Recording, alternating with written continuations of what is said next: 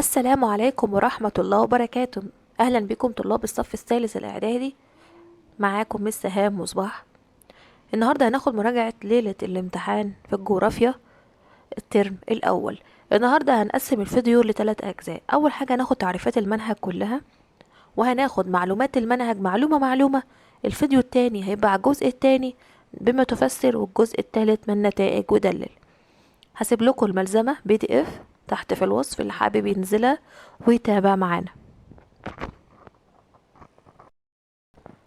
ان شاء الله. النهارده هناخد الجزء الاول، هو اول فيديو معانا مراجعه ليله امتحان. اول حاجه عندنا الموقع الفلكي، هو الموقع بالنسبه لخطوط الطول ودوائر العرض. تاني حاجه الموقع الجغرافي، هو موقع المكان بالنسبه للاماكن من بحار ومحيطات وقارات ودول. وخلي بالك الموقع الفلكي والموقع الجغرافي ده ممكن يلخبطك في الامتحان، ذاكرهم كويس. عندنا هنا حوض النهر، هي الارض التي يجري فيها النهر او احد روافده وتنحدر مياه اليه. وتنحدر مياه اليه. تمام. عندنا هنا الإقليم المناخي، يعني إيه إقليم مناخي؟ هي سلسلة محددة على سطح الأرض لها خصائص مناخية معينة من حيث الحرارة، درجة الرياح والأمطار. تمام. هنيجي بقى هنا للسلالة البشرية، هي مجموعة بشرية لتشابه في سماتها الجسمية الخارجية فقط، مش جسمتها ايه، مش الجوهرية اللي جوه، يبقى جسمتها الخارجية فقط.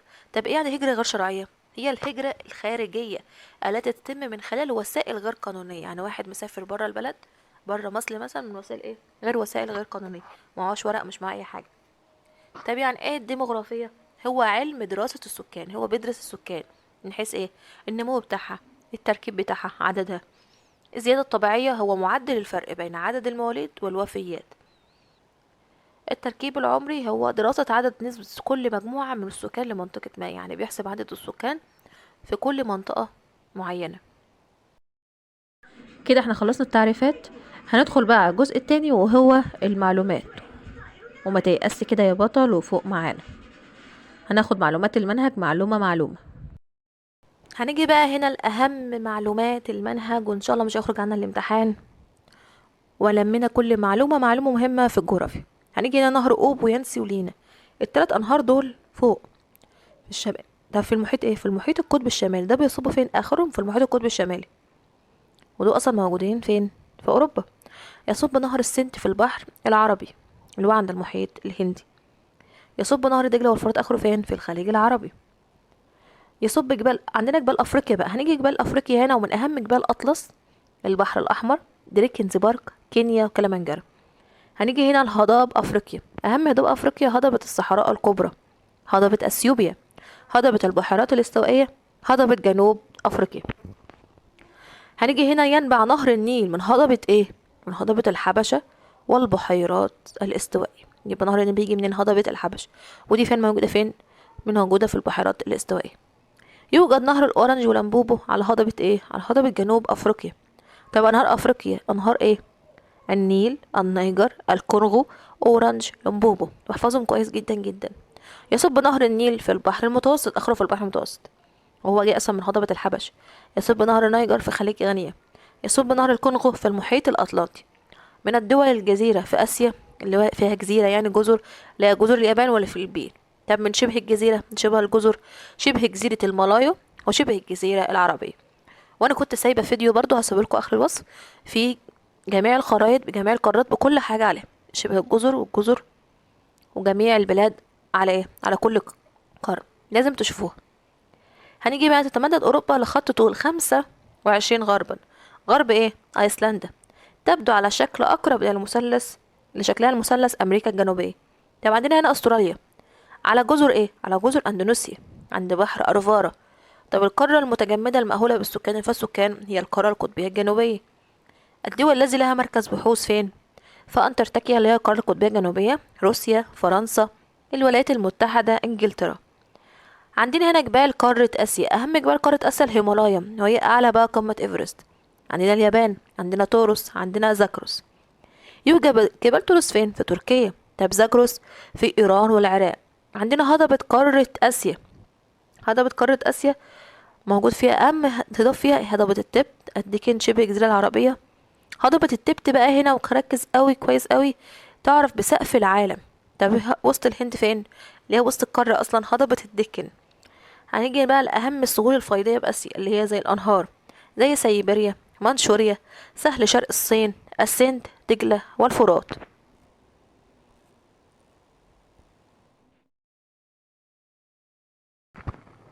النهاردة بقى يا أبطال هناخد المعلومات التانية اللي هي مساحة الكرة الأرضية.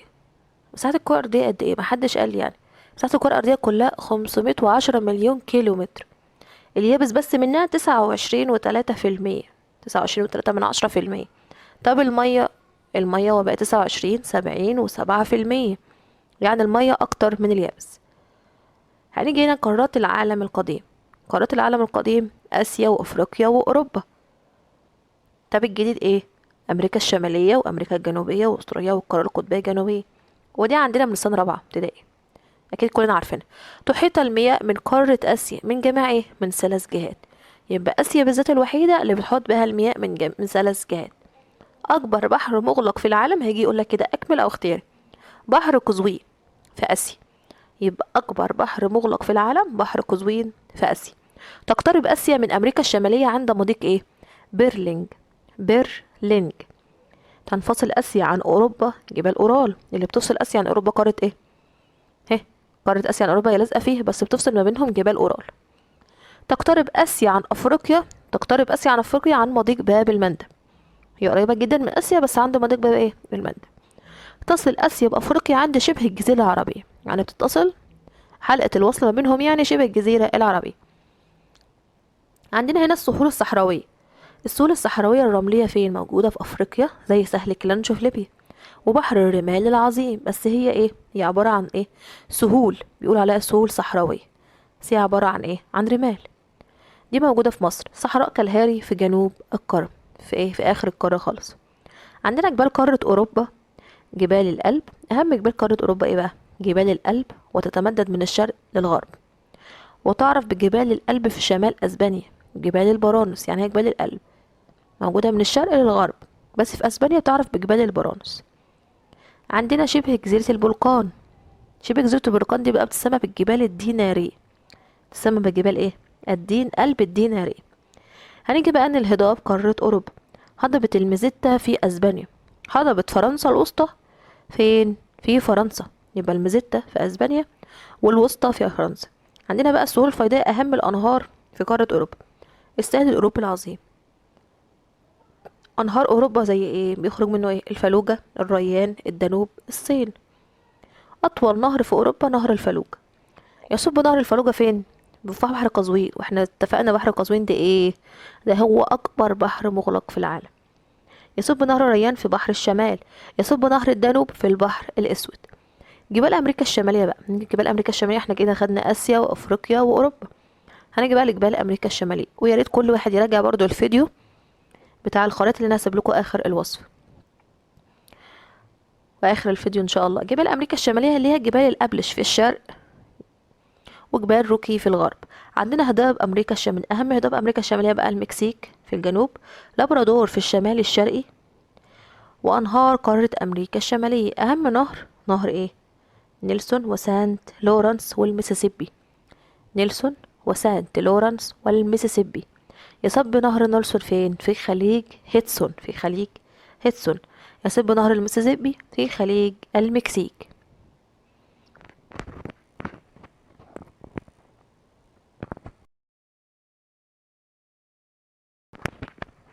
هنيجي هنا بقى يا أبطال جبال أمريكا الجنوبية. احنا خدنا ايه؟ أمريكا الشمالية. هنيجي بقى لأمريكا الجنوبية. أهم جبال بيها جبال الإنديز، وهي ماسكة الايه؟ الشرق كله. هي ماسكة قصدي الغرب كله. هضاب أمريكا الجنوبية زي جيانا في الشمال، باتاجونيا في الجنوب، البرازيل في الشرق. هنيجي هنا أنهار قارة أمريكا الجنوبية زي نهر أورينكو، نهر الأمازون وهو أوسع أنهار في العالم. أوسع سهول الفيضاء في العالم وأوسع نهر في العالم نهر الأمازون. خلي بالك من السؤال ده. عندنا نهر لابالاتا. نهر لابالاتا مكون من ايه؟ من بارانا وبرجوي. عندي بارانا وبرجوي. انهار امريكا الجنوبيه تصب فين؟ في المحيط الاطلنطي، يعني كل انهار امريكا الجنوبيه تصب في المحيط الاطلنطي. هنيجي بقى لجبال قاره استراليا، وهي اخر قاره عندنا. جبال الحاجز الكبير. جبال الحاجز الكبير. هضاب القاره زي الهضبة العربية. يبقى أهم هضاب القارة اسمها الهضبة العربية. أنهى قارة أستراليا اللي هي ميرلي ودرلينج. أهم السهول الصحراوية توجد داخل وغرب القارة، وهي سهول رملية ويقل بها المياه. سهول رملية. هنيجي بقى، أنا بقولك العوامل المؤثرة في مناخ العالم هو إيه؟ أهم حاجة الموقع الفلكي بتاعك والجغرافي والتضاريس. يعني إيه الموقع الفلكي والجغرافي؟ يعني أنت مثلا لو عندك خط الاستواء، ما أنت أكيد هتبقى الدنيا حر جدا وهتبقى في شتاء جامد. لو انت مثلا عند القاره القطبيه الجنوبيه هتلاقي في تلج والمناخ مش مظبوط. يبقى العوامل المؤثره اللي بتاثر في المناخ هو الموقع بتاعك، الموقع الفلكي، والمنطقه اللي انت موجود فيها، هو تضاريس في جبال او في انهار او في هضاب او كده. عندنا بقى الاقاليم الحاره اللي هو الاقليم الموسمي والاستوائي والمداري الحار. دي الاقاليم الحاره. عندنا ايه اللي موجود في امطار طول العام اللي هو الاستوائي والاورانسي. غرب اوروبا، خاصه فين بقى؟ في الشتاء والخريف. طب هي الامطار الشتويه في الاقاليم البحر المتوسط. لما يجي يقولك ايه الامطار الشتويه في اقليم ايه؟ البحر المتوسط. وامطار صيفيه في الاقليم المداري الحار والموسمي والتندرة. زمانك دلوقتي بتقول المنهج كبير عليا ومش قادر، بس تعالى يلا بينا وانا اسهل لك اكتر من الاول. هنيجي هنا بقى للغابات في الاقليم الاستوائي. هنيجي بقى لاهم قسم عندنا في الغابات في الاقليم الاستوائي. عندنا الغابات الاستوائيه، منها اشجار ايه بقى؟ بتخرج غابات استوائيه، منها اشجار المطاط والمهوجني، وفيها حيوانات وطيور وزواحف. عندنا الغابات في الإقليم الموسمي. الغابات في الإقليم الموسمي منها غابات الموسمية، اسمها غابات موسمية، ومنها أشجار جوز الهند. عندنا بالغابات في الإقليم الصيني واسمها غابات الإقليم الصيني، وأشجارها الصفصاف والبلوط. عندنا الغابات في الإقليم البحر المتوسط، هي دائما خضرة يعني، وأما أشجارها الزيتون. الغابات في الإقليم اللورنسي الغابات المخروطية، اسمها الغابات المخروطية، ومن أهم أشجارها الصنبور والشربين، وفيها حيوانات زي الدب القطبي. الغابات في إقليم غرب أوروبا زي غابات اسمها غابات النفطية، وهي أشجار الرمان. عندنا حشائش السافانا يوجد في الأقاليم المداري والموسمي، وتعتبر منطقة حيوان طبيعية عشان فيها أصلا غالبية الحيوانات اللي بتعتمد على المراعي. حشائش الستيبس يوجد في الأقليم البحر المتوسط والصيني، وتعرف بحشائش البراري. ممكن يجي لك الستيبس أو حشائش البراري في أمريكا الشمالية، أكترتها في أمريكا الشمالية. النباتات في إقليم التندرة. النباتات بقى اللي موجودة في إقليم التندرة زي طحالب تنمو في الصيف، وحيوان الرنة. عندنا بقى انتشار الإنسان في آخر عصر البلاستوسين، يعني الإنسان انتشر في أواخر عصر البلاستوسين. عندنا بقى من أهم السلالات بتاعتنا البشرية هي سلالة قوقازية وزنجية وماغولية. هناخد أول حاجة السلالة الزنجية، هي بتمثل 10%، وهي الشعر المجعد، البشرة السوداء، الأنف العريضة، الشفة الغليظة. عندنا أقسام الزنوج بتقسموا لكذا طبقة. عندنا النيليون الحاميون، عندنا البنتو، عندنا الزنوج السودانيون، عندنا الأقزام، عندنا البوشمان، وعندنا الهند. توزيع بقى السلالة الزنجية موجودة في أفريقيا، في أستراليا، في آسيا، في الأمريكتين الشمالية والجنوبية. عندنا السلالة المغولية بتمثل 40%، منها البشرة الصفراء، الشعر المسترسل، العيون المنحرفة. من أقسام السلالة المغولية أساميهم يعني بيطلقوا على أساميهم كده، كل سلالة فيها مجموعات زي الإسكيمو. عندنا شمال كندا وألاسكا. عندنا هنود الحمر، ودول موجودين في الأمريكتين، يبقى شمال كندا وألاسكا، يبقى الإسكيمو موجودة في شمال كندا وألاسكا. الهنود الحمر موجودة في الأمريكتين، والتانجوس موجودة في سيبيريا. عندنا السلالة القوقازية وهي تمثل 50%، هي نص سكان العالم، موجودة في السلالة القوقازية. منها البشرة البيضاء، الشفة الرفيعة، والشعر المموج. هناخد بقى أقسام القوقازية.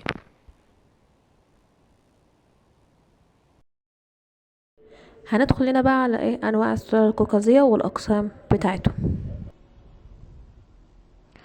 هنيجي ناخد هنا المجموعة القلبية اللي هي أقسام القوقازية. أول حاجة المجموعة القلبية غرب ووسط أوروبا، والمجموعة النوردية هي شمال أوروبا. وعندنا مجموعة سكان البحر المتوسط، دي من أقسام السلالة القوقازية. هنيجي بقى هنا للسلالة النقية، وهي سكان حوض الكونغو وصحراء كالهاري والهنود الحمر والإسكيمو والأستراليون الأصليون، وده من السلالات النقية اللي لسه ما اختلطتش بأي حاجة تانية. عندنا هنا يتركز السكان فين؟ أكتر ما موجودة في السكان في قارة آسيا السهول الفيضية، النيجستي في الصين، والكانج وفي الهند، والجزر ذات ذات التربة الخصبة. وعندنا مثل جاوا واليابان والفلبين. طب يقل السكان فين؟ في المناطق الشمالية مثل المناطق الصحراوية والمناطق الجبلية. عندنا يتركز السكان في قارة أفريقيا، يتركز السكان في قارة أفريقيا. ويقل السكان فين؟ في الصقول. يقل السكان فين؟ في المناطق الصحراوية. يتركز السكان في أمريكا الشمالية في الولايات المتحدة والمكسيك وكندا. ويقل السكان في البرازيل وكوستاريكا هندوراس. في أمريكا الجنوبية في سهول الفيضاء والساحلية وهضبة البرازيل. ويقل السكان في جبال الأنديز وساحل الأمازون وهضبة باتاغونيا. هنيجي بقى قارة أستراليا وآخر قارة عندنا. يتركز السكان في السهول الفيضية وجنوب شرق القارة. عندنا يقل السكان في أستراليا في شمال القارة ووسط غرب قارة أستراليا. عندنا أكبر دولة سكانا في أمريكا الجنوبية دولة البرازيل. دولة يزيد سكانها عن 40% هي أمريكا الجنوبية، هي دولة الأرجنتين. دولة يقل سكانها عن مليون نسمة في أمريكا الجنوبية دولة جيانا. أكبر دولة في أمريكا الشمالية الولايات المتحدة الأمريكية. عندنا هنا يتساوى المواليد، يعني المواليد نفس في أمريكا الجنوبية هي الشمالية، وتتساوى الوفيات في أستراليا وآسيا وأمريكا الشمالية. عندنا أعلى قارة في الوفيات أوروبا، وأقل قارة في الوفيات أمريكا الجنوبية. الدول المتقدمة تنخفض نسبة كبار السن مثل السويد، وفي الدول النامية ترتفع فيها نسبة صغار السن مثل مصر. عندنا أعلى نسبة من البالغين في غرب أوروبا، وأقل نسبة بالغين في قارة أفريقيا. يبقى أعلى نسبة في غرب أوروبا وأقل نسبة في قارة أفريقيا. عندنا ترتفع نسبة كبار السن في الدول المتقدمة، وتنخفض نسبة الأمية في الدول النامية. بيقولك هنا نسبة المتعلمين بتصل ل 95% في أمريكا الشمالية وأوروبا وأستراليا، ودول فيها 75% متعلمين مثل أمريكا الجنوبية والصين وجنوب أفريقيا. ودول بقى 65% متعلمين مثل مصر. ودول بقى من 6 ل40% مثل دول الهند وأفريقيا. ودول ذات رعاية طبية فائقة مثل روسيا وأمريكا الشمالية وأوروبا. ودول ذات رعاية طبية مرتفعة مثل مصر والإمارات. ودول ذات رعاية طبية منخفضة مثل النيجر وأثيوبيا.